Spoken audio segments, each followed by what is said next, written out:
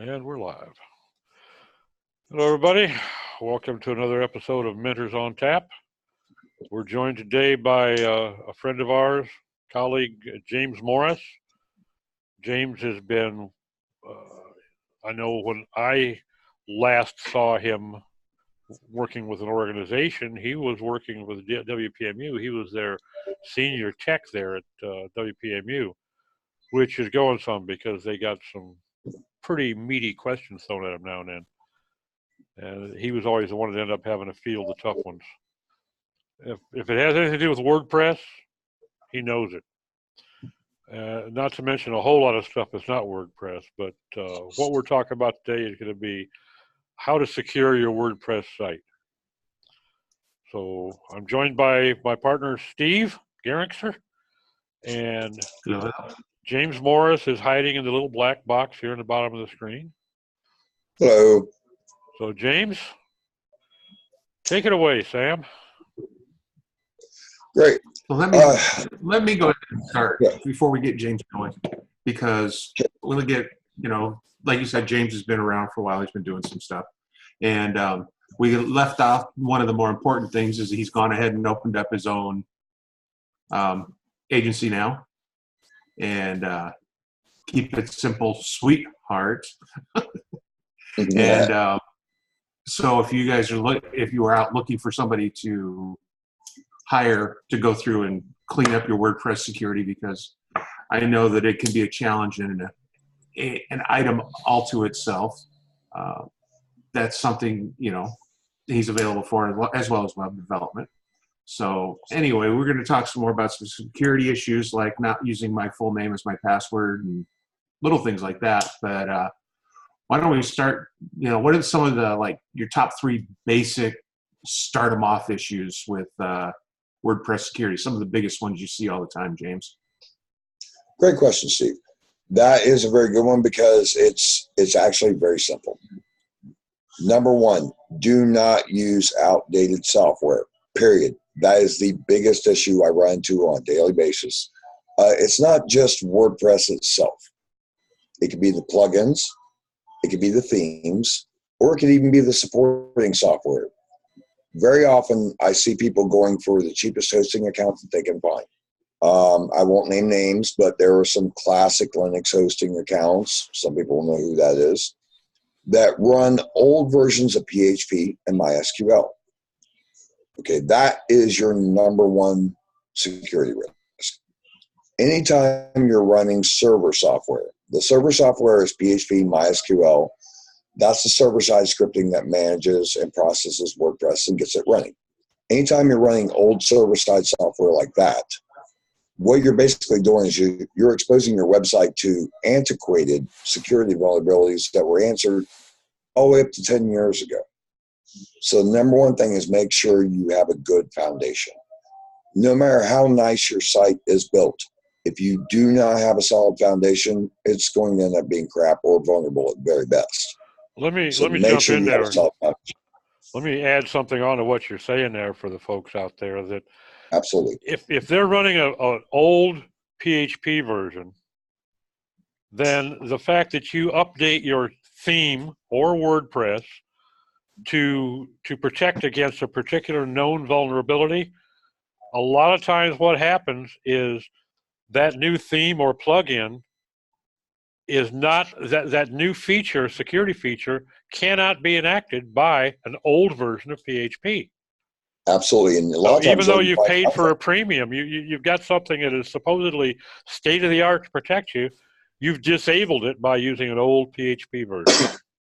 Exactly. Or MySQL version, or Apache version, or Nginx. A lot of different software goes into play here. But the main thing of it is you're only as good as your foundation. To put it into to more common terms, and most people know about home construction.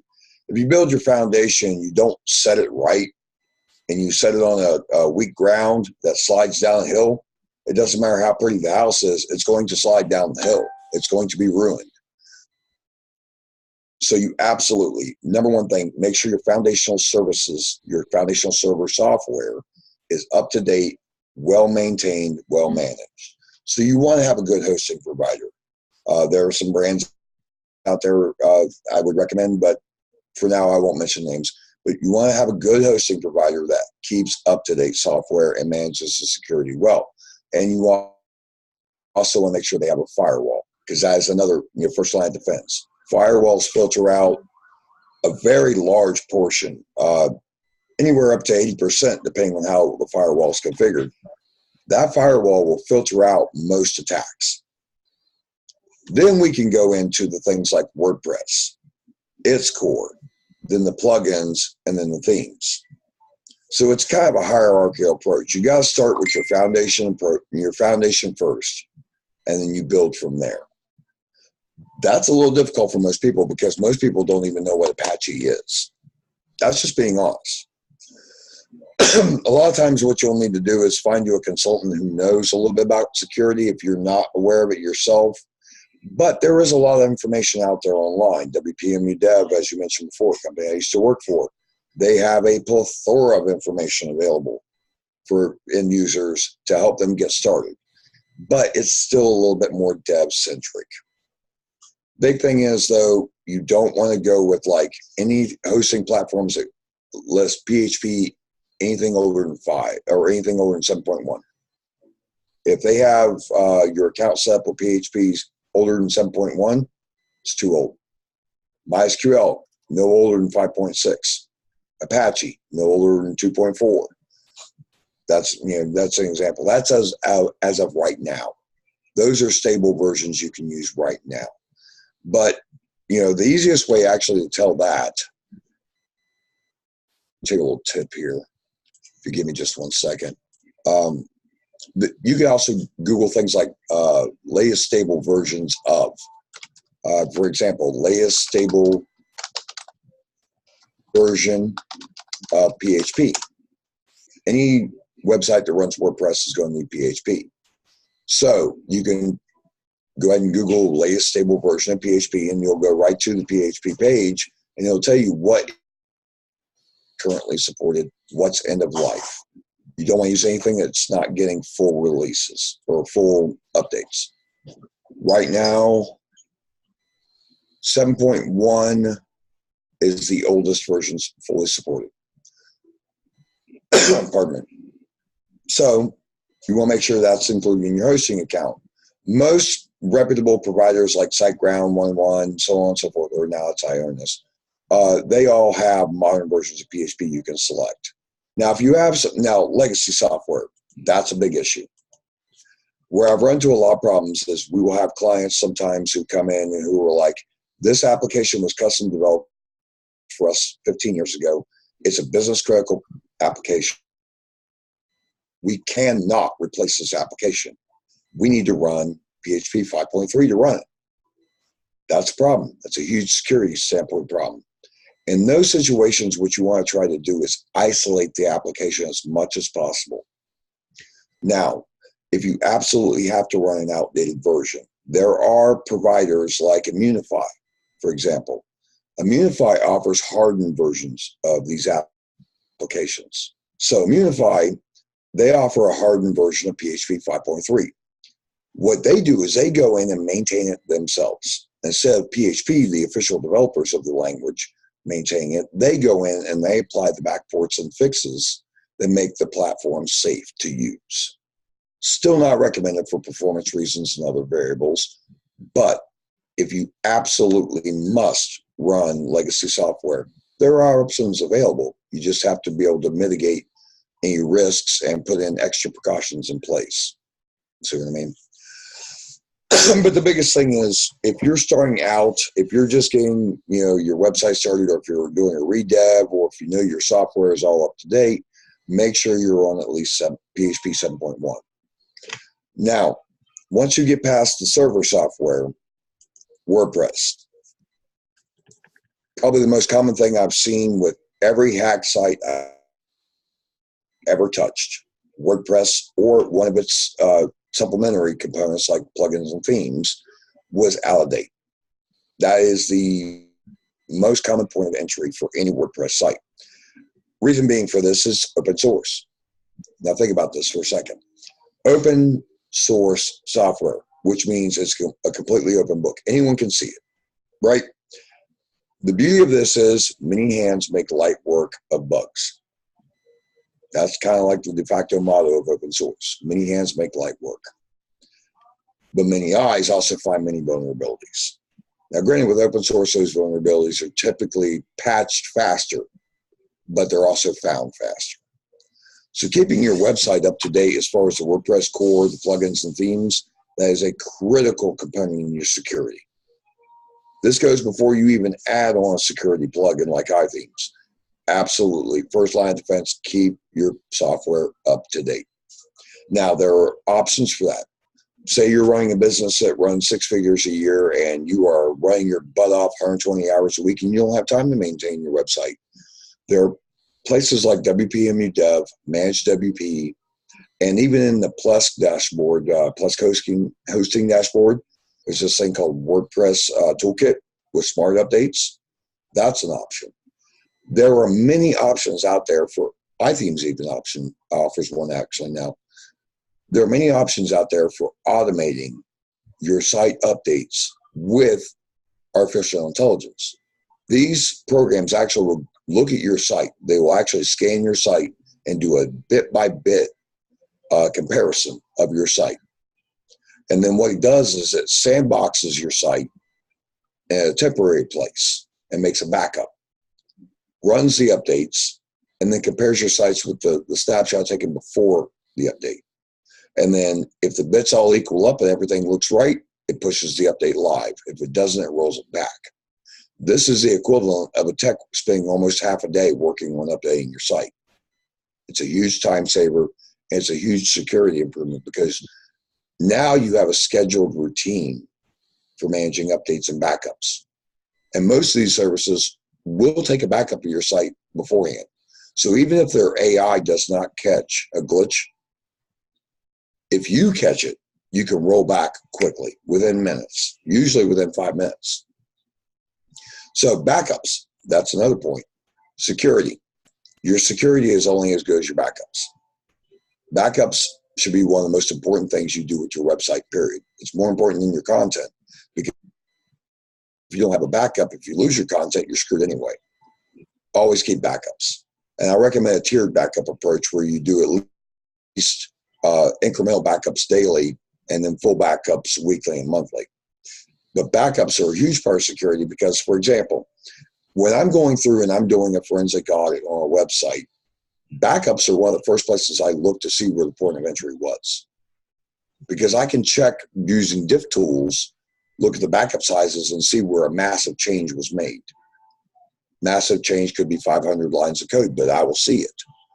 Backups are critical. Not only is it critical for recovering a problem, but it's also critical for technicians to go in and find at what point did this issue start. And then once they have a time window, that is when you're actually able to do your full forensics and find the point of entry. If you don't have a time window, you're searching through millions of lines of code and logs. It's not effective.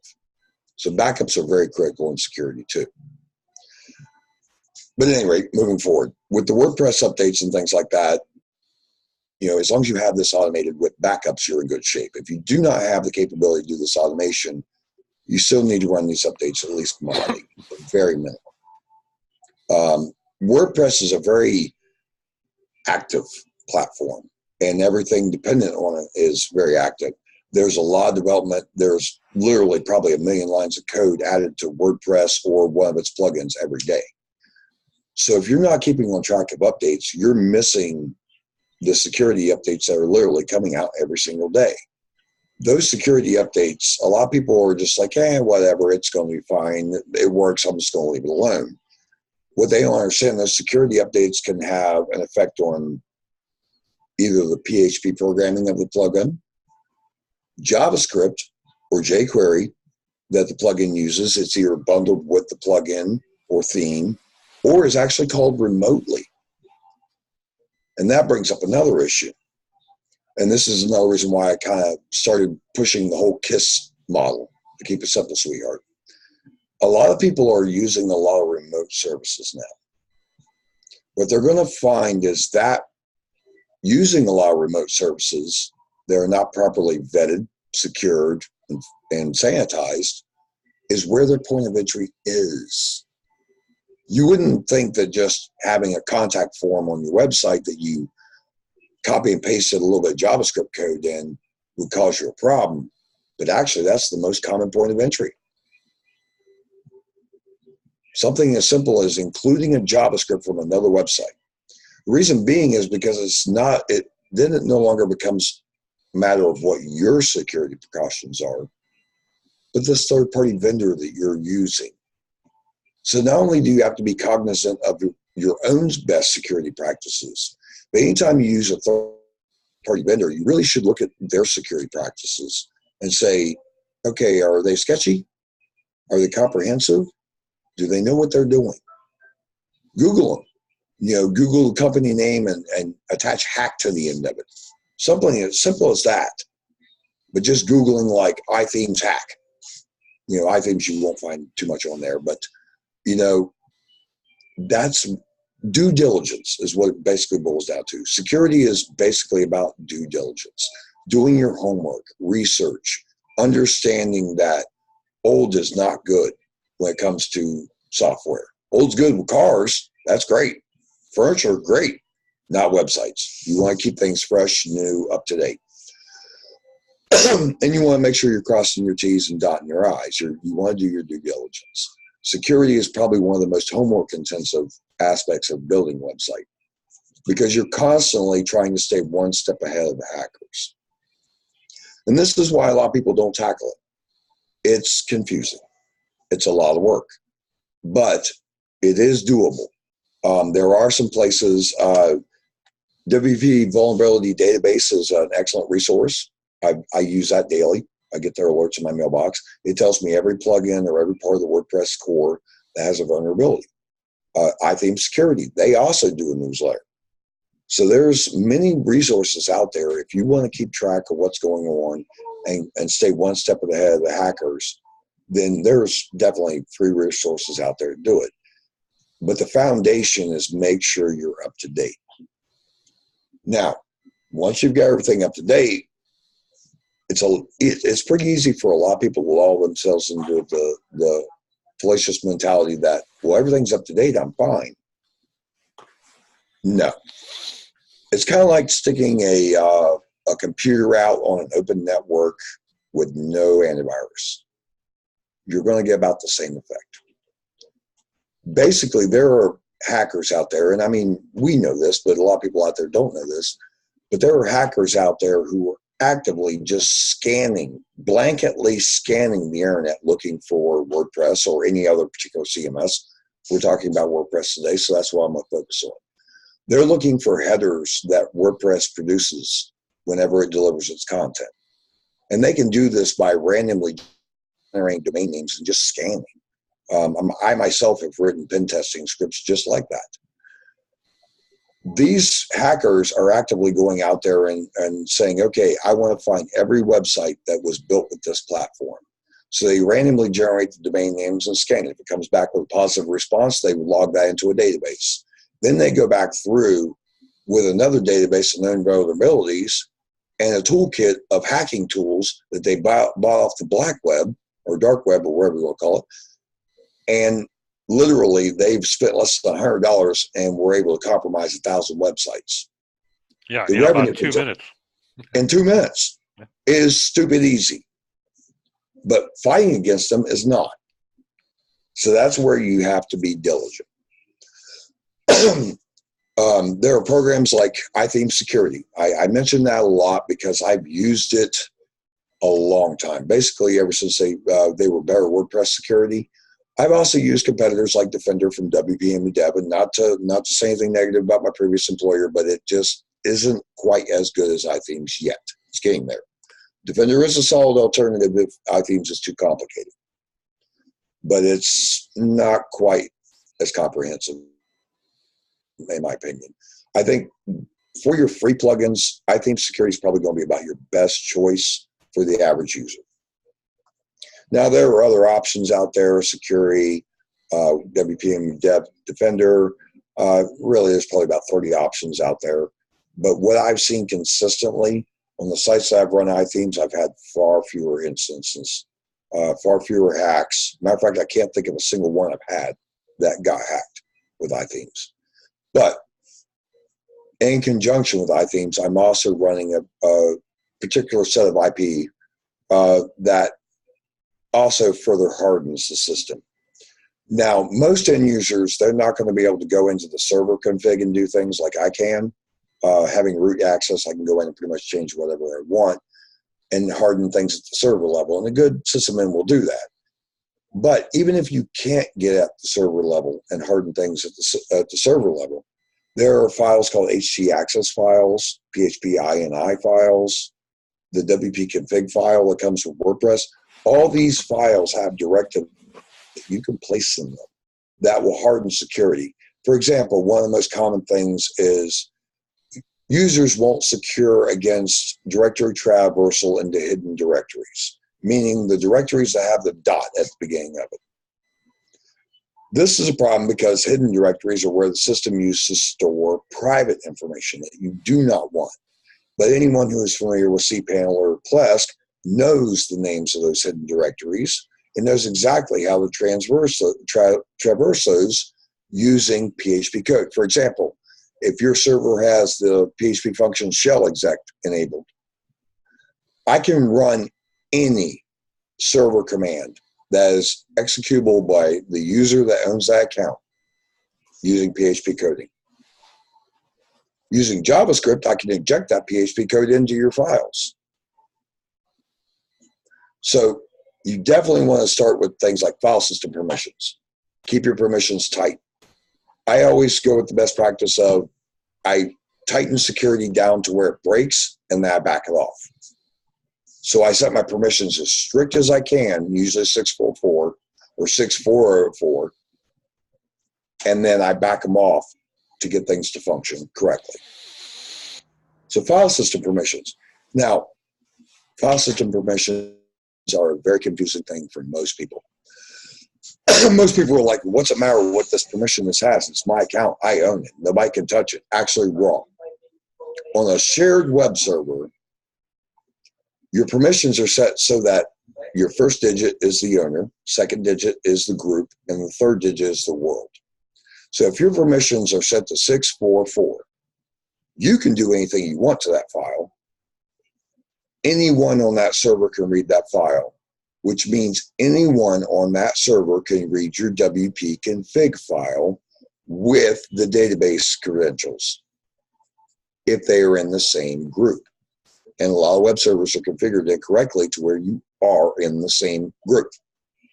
What they will do is they will set a group for clients, they'll call it whatever, but then they will attach you as the individual owner.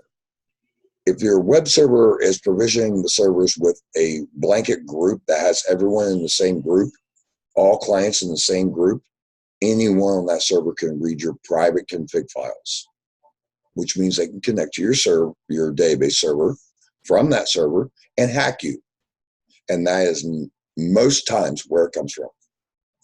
Someone will get on a shared server and they will run scripts to scan to see if they can look into other people's directories. If they can look into them, they start opening files, getting config, and boom, they've got you. They've got everything. Because once you've got access to the database, you can arbitrarily inject content anywhere. So shared hosting is kind of dangerous, but the biggest thing is making sure your permissions are correct. 604 for files, 705 for directories is the recommended. Let me interrupt here for a second, kind of back things down a little bit because we're getting pretty deep into the weeds. It's, when we talk about some of these issues like shared hosting, and this is always something that I try to explain to new clients. Shared hosting is great if you're just starting out, you're not doing any e-commerce, you're not doing anything that requires a higher level of privacy issues. Correct. And the reason the way I explain this to people, it's like, let's say you live in an apartment building where all the apartment doors open off to the main lobby, but the only real lock on the building is the one that goes into the lobby. Exactly. Once somebody breaks into that main door, they now have access to basically everything else on that floor. whether you think you're private or not. And so, like I said, shared hosting is great if you're just, let's get a website up, let's do something quick, but with the knowledge, knowing that you're going to migrate to a virtual private server or even a dedicated server the minute you start needing to do things like e-commerce. Exactly. Or anything transactional. Sure, no contact form, yeah. But even now with some of the new stuff coming on with GDPR, if you're dealing with something that requires a certain level of privacy, you're not going to want to leave yourself open to somebody else making a mistake and making you now responsible for whatever issues that creates. So there's definitely some issues to be worried about there. But like I said, I want to back us off a little bit because we're starting to get a lot more technical than I think we can handle in a WordPress video or a YouTube video. Sorry, let's back up a little bit. Let's say you're a site owner.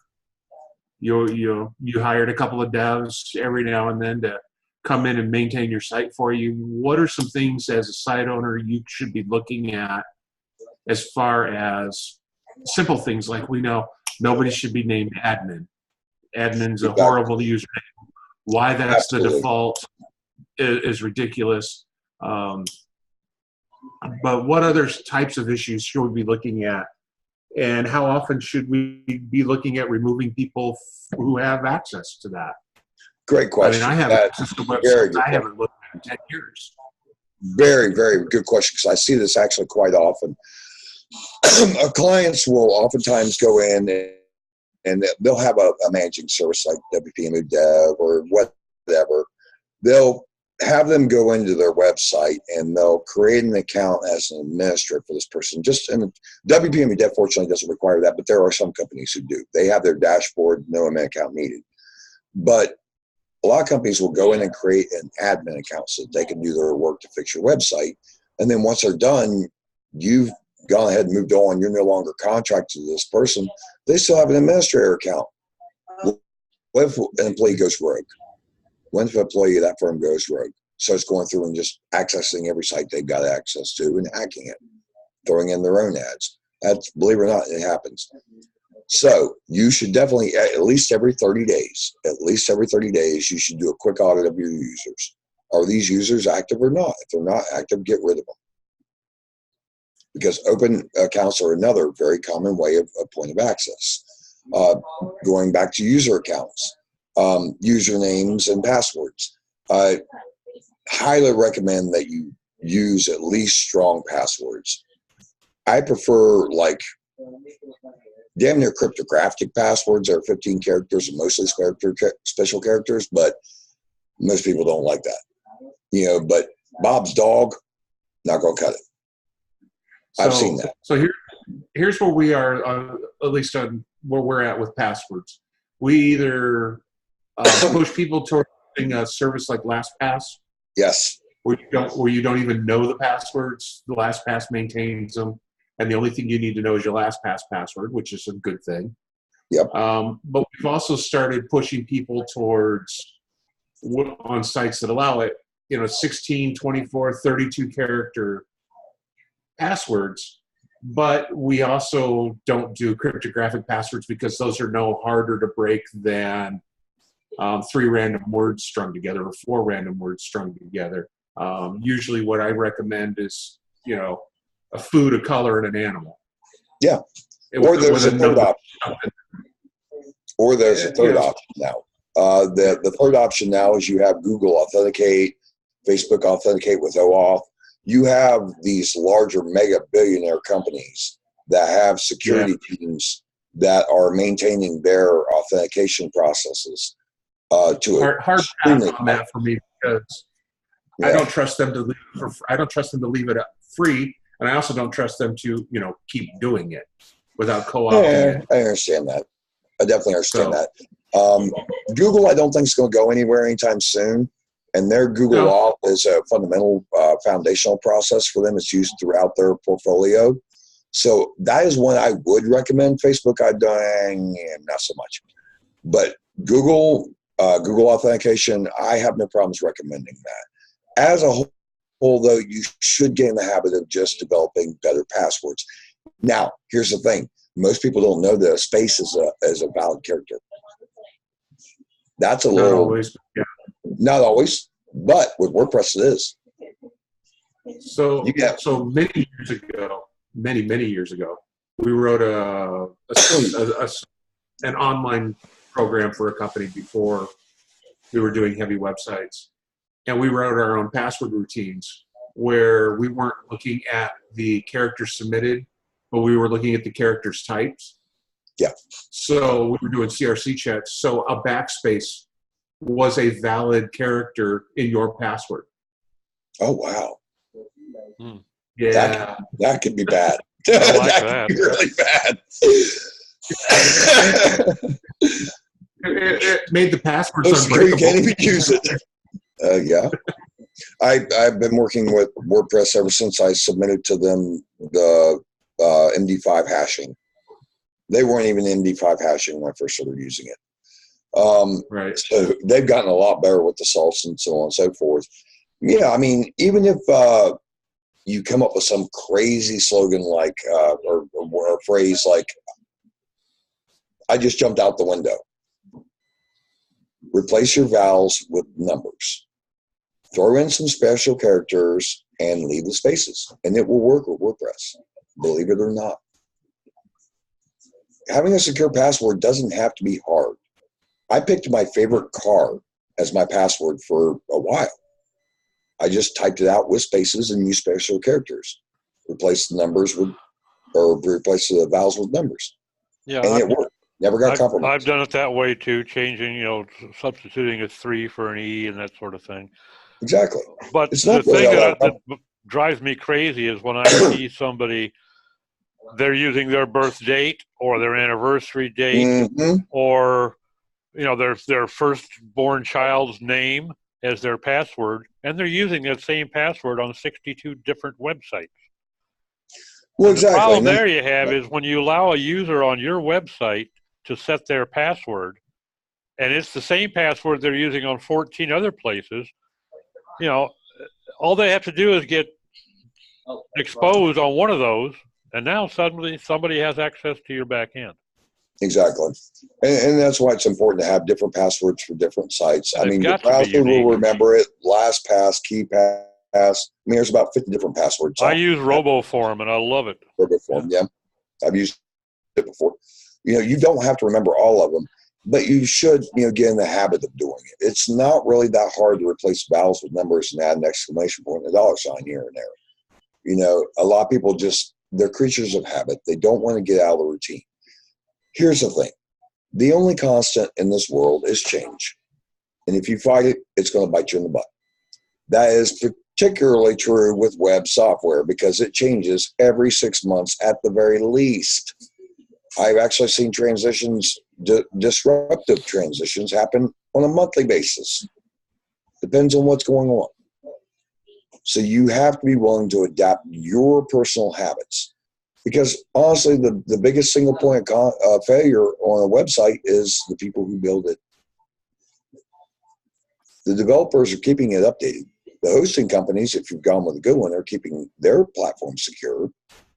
But if you're not implementing the security practices that are recommended, you're basically hanging a sign out that says, hackers welcome. If you're going to own a website online, you have to do some homework. With WordPress, it's really easy. They have this thing in the dashboard. On every WordPress site you'll ever see, by default, it's enabled. It tells you what's going on with WordPress, including security updates.